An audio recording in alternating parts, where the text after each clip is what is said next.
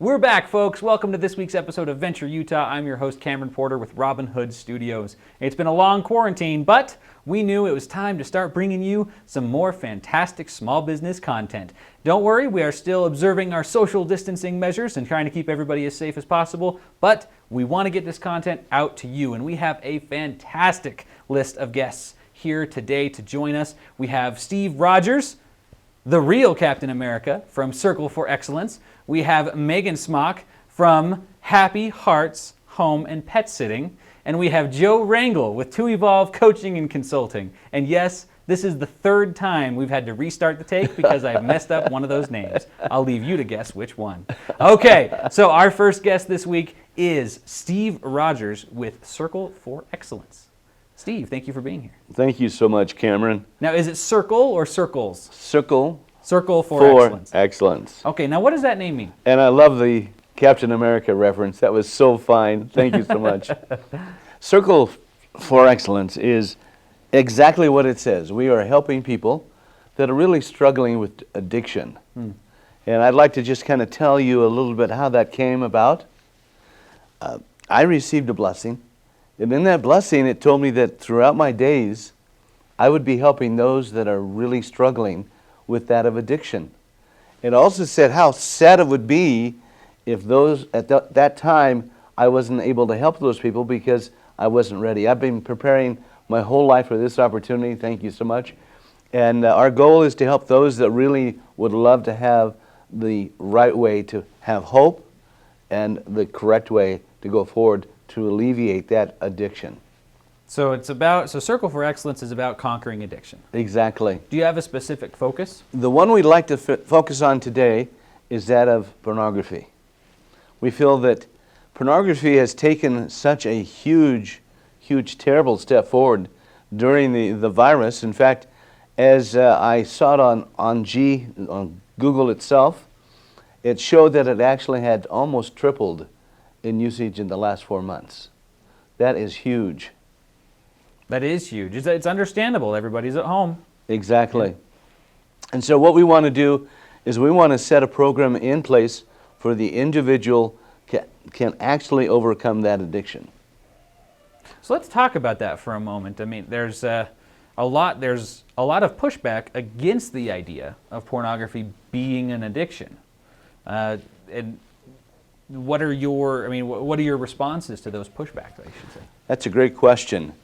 You know, all you have to do is ask a few of the housewives of that addiction, and they will tell you it's a full-blown addiction. It not only destroys the family, but it destroys the individual themselves.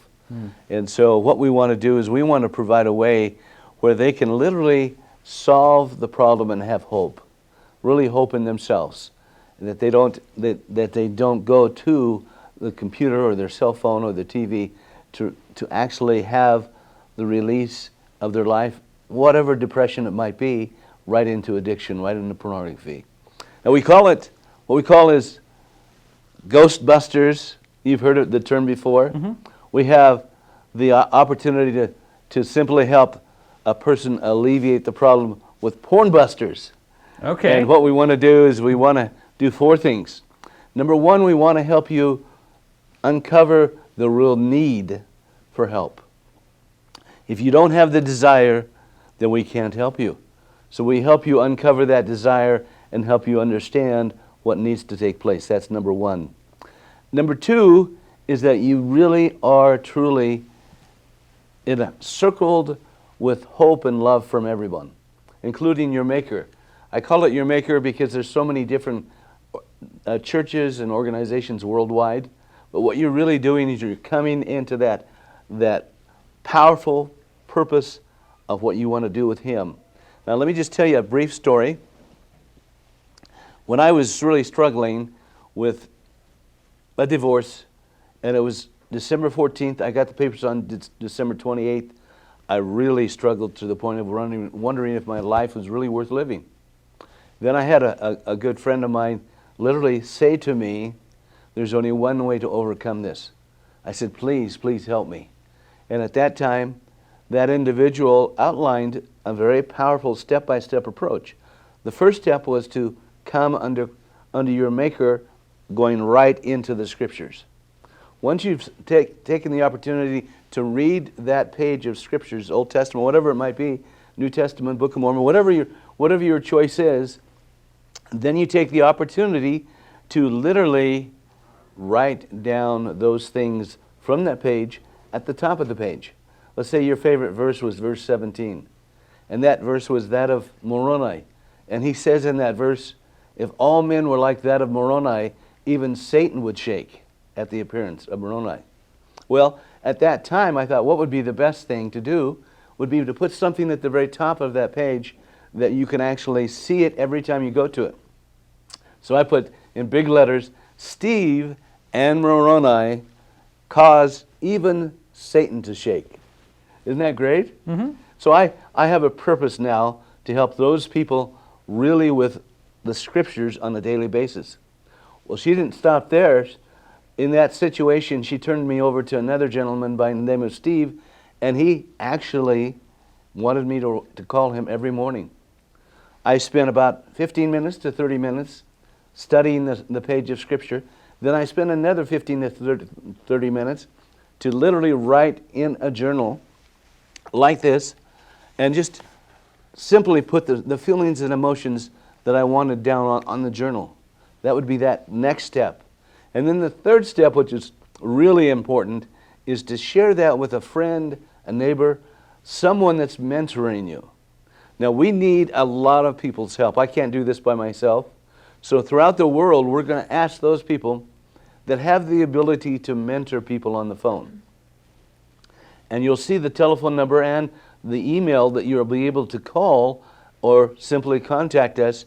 And we'd like you to fill out your name, telephone number, and then there's a little box at the end, and that box is simply for you to put what you'd like to help.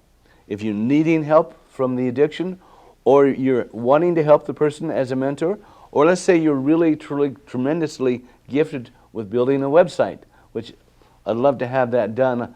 We've changed a few things, so we need to upgrade a few things that are really exciting, and that's where we come from. And then the last step of all is making sure that you, on a daily basis, have trigger points where you literally say to yourself, if the thought comes or the feeling comes, you literally say, I need your help.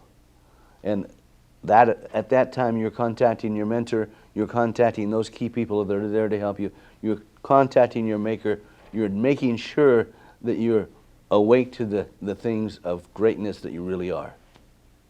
Phenomenal. That's fantastic. So it sounds like there's ways for people to get involved. They can be mentors. They can work as mentors, and they can lend their skills. You mentioned specifically web design or web development skills. What is Circle for Excellence status right now? Well, the status right now is that we are a 501c3 nonprofit organization, and so we're helping people all over the world that need our help for free. Now, obviously, there are those that would like to donate to help this cause and to make sure that it does go worldwide. Right now, we have the website. We have people in place to take your calls on that number, which is 801-884-2220.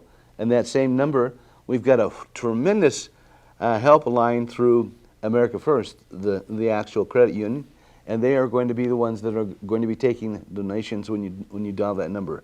And so we're very excited from all the people that are helping us now, and we know that we need hundreds, if not thousands, of more people to help. Fantastic. Are there any other specific skill sets or things that you're looking for right now that can help you accelerate your growth? Yes. If you've gone through this process and you have come out with a clear conscience and a complete desire to help people, and you've mastered the addiction, any addiction which you're working on, we'd like you to be truly one of our key mentors and be on the phone with that individual that needs your help. Okay, great. So, Circle for Excellence, and it's circleforexcellence.com. Is that right? Exactly. And what was that number again? It's 801-884-2220. And it's Circle 4, the number 4. The number 4. And the reason why we have 4 there is there are 4 entities that we want you to really achieve as you do this. My website is right there. I'd like you to read my story. You just go to the website. The second thing down has to do with the blog. Click on the blog, and that'll take you right down to that story that I have of my own life, and it will help you understand how important it is for you to help us. Awesome. That sounds great. Thank you so much for being here, Steve. Thank you. Appreciate it so much. No problem. All right, our next guest is Joe Rangel with To Evolve Coaching and Consulting. Joe, thank you for being here. Thank you for having me. I feel so far away. I know. Normally we're so much closer, but it is fantastic to have you back on. Thank you. Thank you. It's good to be here. So, topic for today's discussion, the quarantine and everything that's gone along with that has forced a lot of people into making some decisions as to how they're going to proceed and how things are going to change, how things can stay the same, and a lot of those new decisions are causing a lot of paralysis. And I've noticed I've dealt with that challenge. There seems to be so many things to try to figure out. It's hard to figure out where to start. Is that something that you've dealt with? Yeah, and I actually did some research and studies into it. I wanted to find out what's going on here. Why do I feel foggy? Why do I sometimes not make a commonsensical decision that I normally would make? And a while back, this actually happened way before the quarantine and the pandemic and everything, the temporary life that we've been living recently. It happened about 5 or 6 years ago. I just started really thinking, why do people make bad decisions? So I did some studies, and I came across this really cool article that was on decision making and brain freeze, and not the kind of brain freeze you get from an IC, but true brain freeze. And what they found is that people that were operating at high levels, making lots and lots of decisions, started locking up, and they couldn't figure out why they were locking up, or they made no choices. And it kind of equates it a little bit to like doing a bid on eBay. But if you're bidding on a singular item, that's pretty easy to watch and maintain. But if you started bidding on 20 items at one time and they were all ending at close to the same time, you could make a bad choice. You might forget one, you might bid the wrong amount. So they were looking at these studies with people that actually bid on slots in airports. I don't even know if anybody knows that they do that. No. So airlines bid for slots at airports. And the guys that are bidding have to look at things like how many passengers are coming in, weather, anything that's going on in the world, like what's happening right now. And then they bid on these slots. And the more details come in, the more they started making bad decisions on those slots. So they did a study, and they actually attached electrodes to people's prefrontal cortex, which is this part of your brain right here. That's the part that lets you do everything, that lets you make executive decision-making processes, but also controls your emotions. And what they found is as they started making decisions and choices, people's prefrontal cortex, specifically the dorsolateral prefrontal cortex, would start to light up. But when there got to be too many choices, the activity in that part of the brain started to just completely drop. Interesting. Yeah. So have you ever experienced something like that, where you, but maybe didn't know why? I have, yes. And it goes with what I learned in psychology way back in AP Psych in high school. And they talked about how the gist of the studies that we were learning about were that human being decision making is primarily emotional, which that's pretty common knowledge. But what these studies showed that when they tried to take the emotion out of it and base it purely off of logic and reason and facts that are available, the decisions actually got worse. They didn't get better results with their decisions. They got worse results from their decisions, which at the time I didn't fully understand, but I think it adds to it lends credence to what you're saying, which is we get overloaded. Right. We get overloaded with facts and datums, pieces of data that sure, they would have an impact on whether it's a good or a right decision, but in the end, we're just getting bogged down by it and we can't process all of it at once. Right. And that's happened to me many times. I try to make my decisions as logically as possible because my decisions have great impact on those around me. I have employees, I have children, I have a spouse, I have a house, I have a business. And so the impact of my decisions is pretty big. So I have to make sure I'm making the right ones, and I've found myself overanalyzing and getting stuck and just being very unsure of what to choose And I think that might be what you're talking about. Yeah, and if you can learn to take a step back, I mean, a lot of it has to do with the information that we're bombarded with every day. I mean, I don't want to just tap my pocket. But these things are really valuable to us today, and they're also one of the biggest detractors that we have in our lives. Like, you can be sitting there writing an email to somebody, and a text will pop up. And you might go look at the text, then you might respond to the text, then you might think you responded to the email and never get back to the email because something else might pop up. So learning to diminish a lot of the distractions that we have is really, really beneficial, but also narrowing down the field. There was another study done that people were they were like vying into a cafeteria program, at work. And the more choices they got, the more people started backing away, even though it was a really cool program. They started making bad choices and they would opt out. When in reality, it was a really good plan, but there was just too much there for them. So, the other thing that you talked about emotion, the other thing that the prefrontal cortex, the dorsolateral prefrontal cortex controls is your emotions. So then we start to run kind of rampant or acting like little kids whenever we get too much stuff going on in our brain. We, in our coaching company, we teach against multitasking. I think you know that. And we really, really teach to single task things, to do things one at a time.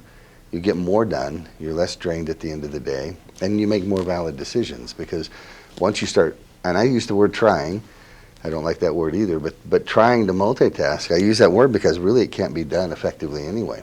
Only 2% of the population can truly multitask. So if we start to look at that and go, wow, if we just backed off of all the stuff that we're getting bombarded by, taking little breaks, limiting our access to our phones, our computers, things like that, we can start to correct some of that. So you think the key there is in single tasking as opposed to trying to multitask?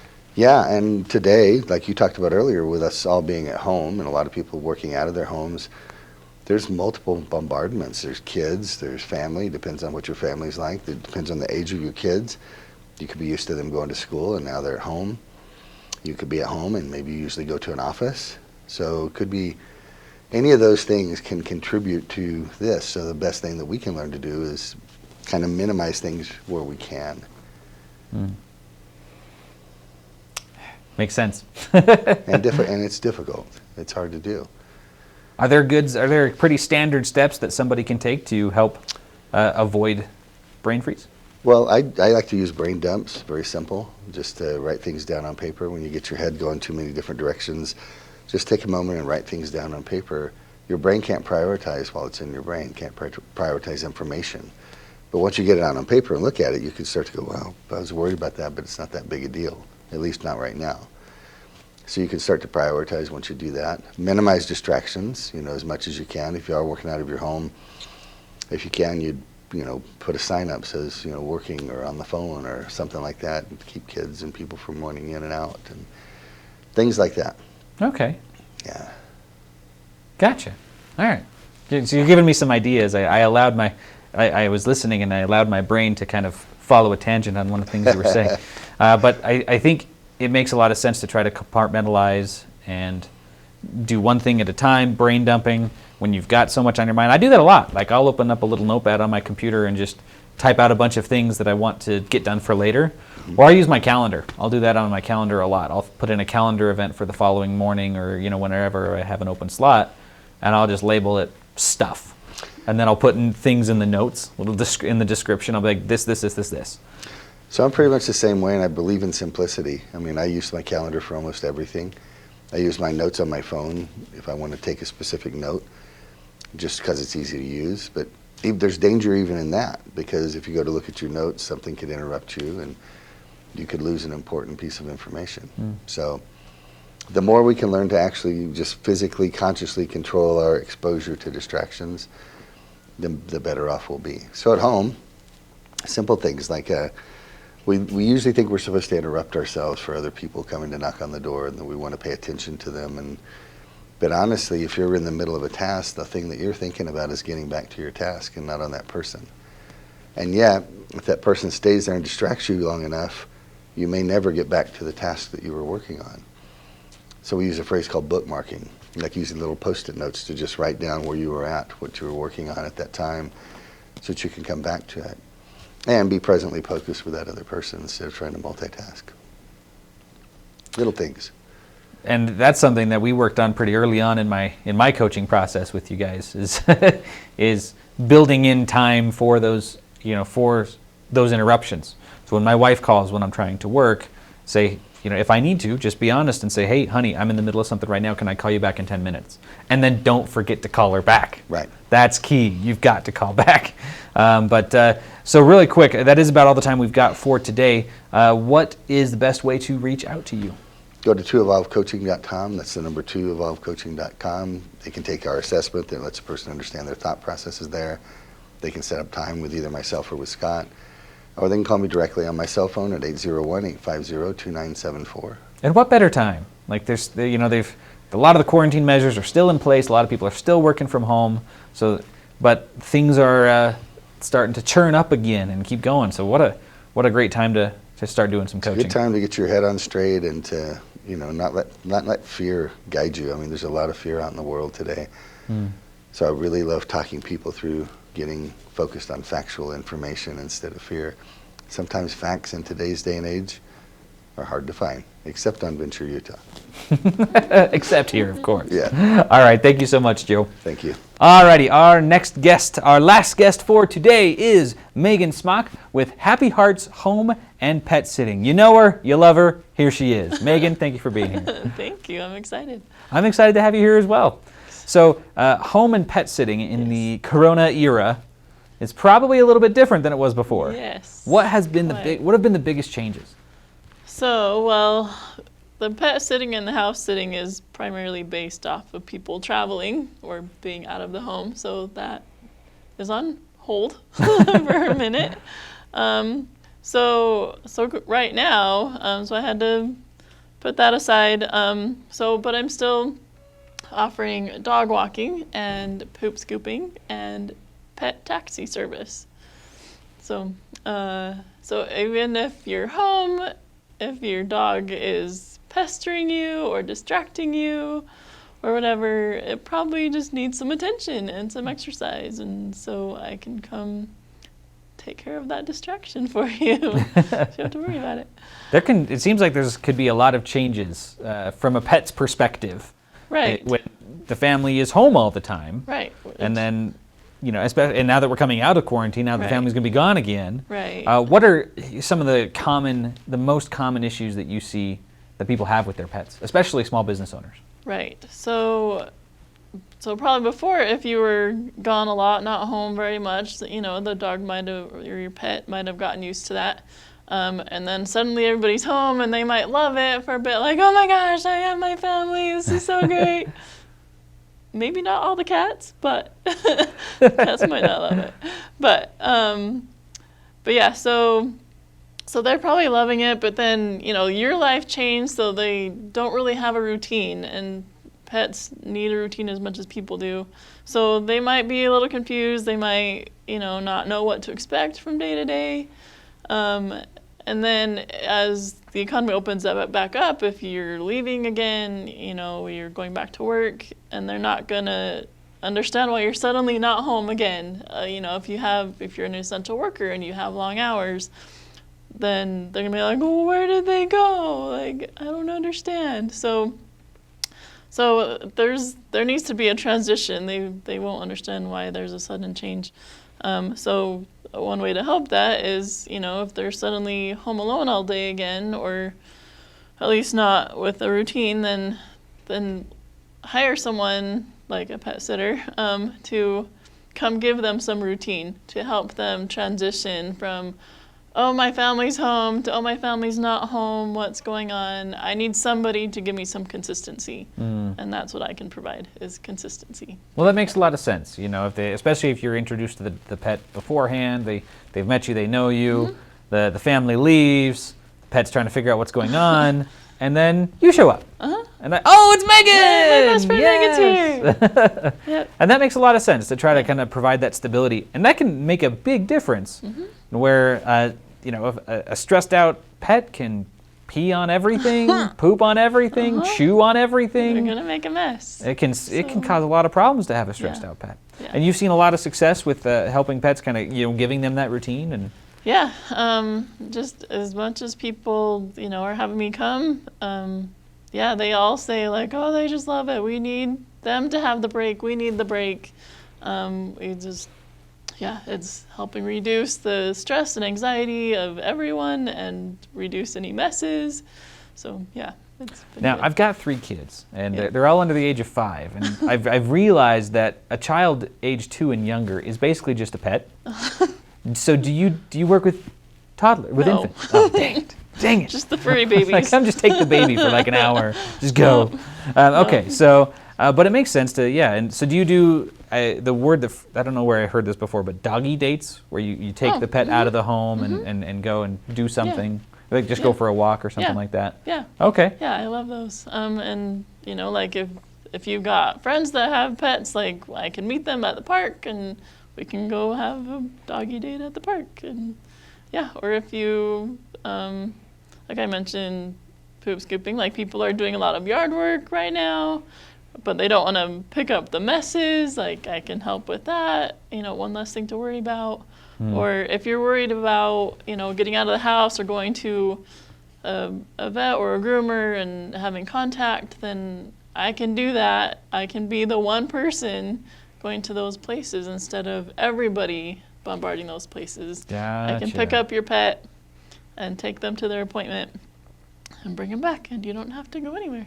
Is there any research or any information on how COVID-19 and pets and animals, is it affecting animals? Do we know anything about that? From what I've read so far, there's been rumors about pets having COVID-19. I think there is a version of COVID-19 that has affected animals. Okay. I've seen a little bit of new information, but I haven't researched it enough to validate it. Sure. But yeah, it's kind of out there, and I'm not positive what is true right now. So, Well, that's true of a lot of things Right. related to that. So, Yeah. okay. Well, I wouldn't no worries. worry. I'm not worried about the animals having it. Okay. So, yeah. Well, that makes sense. All right. So, for people who are still at home, they're still working at home, what's going to be the best thing for their pets right now?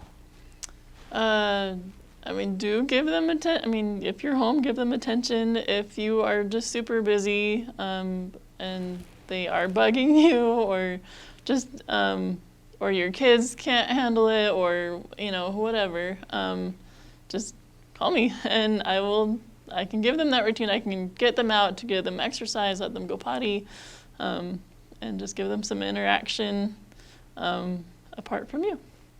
Okay, good. And if they're starting to transit, if they're going back to work, Especially if you're going back to work, they're gonna need some interaction to transition back to that life.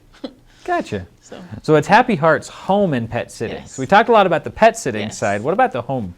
So that is typically when people are traveling for work or planning a vacation, and they are worried about their home or their pet being home. I come stay at your house, and I sleep there, and the pet gets to be in their own bed in their own house.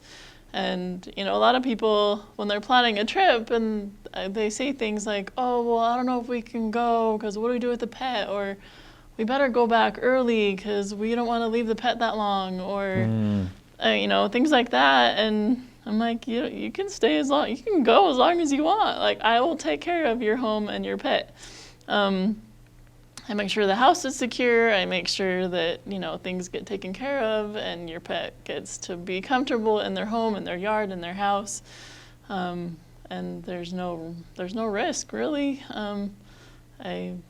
You can trust me. Like, if you aren't sure if your neighbors are gonna do it, or if you've got like you don't want to, if your dog doesn't do well at boarding, it's the best option is to keep them home where they're happy and comfortable, and I take care of everything for you. Nice. That makes sense. It's having a dependable person who is going to be there, who's going to take care of the pet, going to make sure they're fed and watered, and they're taken out and they're walked and exercise, and They get then plenty of love and attention. yeah. And I check mail and garbage and plants, and so everything's taken care of. And do you actually stay at the house? Yep. Okay, I you- live at your house. So you have one client at a time on the Yeah, home-sitting those side. those are a little more limited. Okay. Pet sitting I can do different houses all day long. Sure. But house sitting I commit to one house, and so yeah, that's Okay. prime stuff right there. That's pretty cool. Yeah. So what is the best way for people to reach out to you? So my phone number, you can text or call me anytime. It's 801-628-8907. And I have my Facebook page, Happy Hearts Home and Pet Sitting. You can, all my info is on there. You can message me or post on there. And I'm on Instagram, but working on a website. Nice. It's coming soon. But yeah, really you can just call or text me. Perfect. Okay. Well, thank you so much for being here. Thank you. All right. And that, friends, is it for this week's episode of Venture Utah. But we will catch you again next week for another hour-ish, a little bit less than an hour, of content. Thank you so much. We'll see you next week.